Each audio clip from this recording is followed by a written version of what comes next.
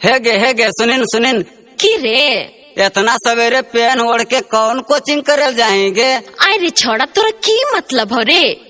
आएगे बाबूजी के नाम रोशन कर में की डुबाइए भाषा देंगे। देख रे, ज्यादा मत बोल, सुन।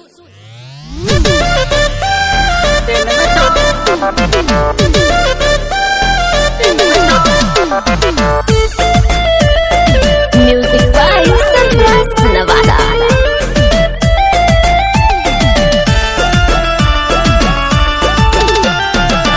टेन के कोरेली क्लास हो, बन के ड्रेस हम झकास हो।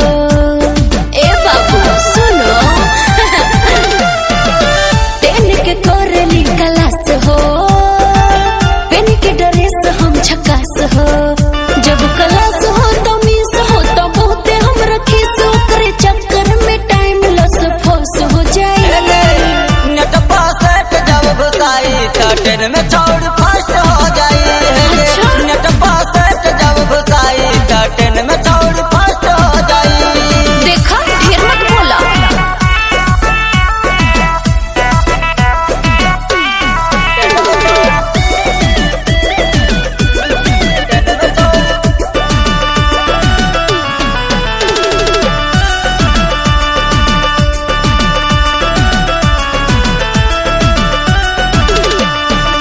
तोहर खजाना गुल गुल गे, लागो ही सेक्स ब्यूटीफुल गे।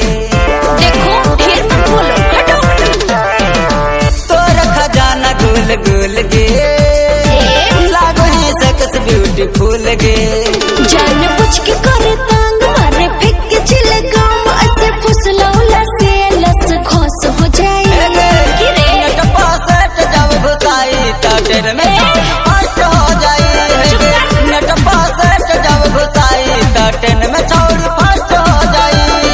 एरे छोड़ा, तू काहेला परेशानी रे? हम फर्स्ट होइए जाने।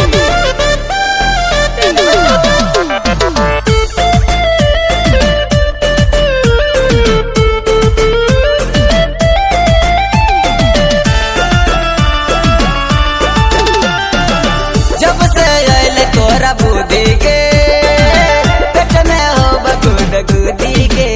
अरे पागल, पीछे छोड़ के ना। जब से आयल तोरा बुद्धि के, पेट में हो बगुद गुदी के।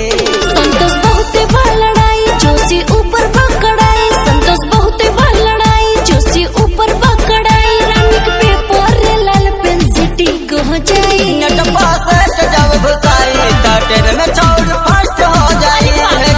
नेट पास जब घुसाई तो ट्रेन में चौड़ फास्ट हो जाई। हम पास होइए चाहे फेल, तू अपन खेल अपने खेल, समझली ना।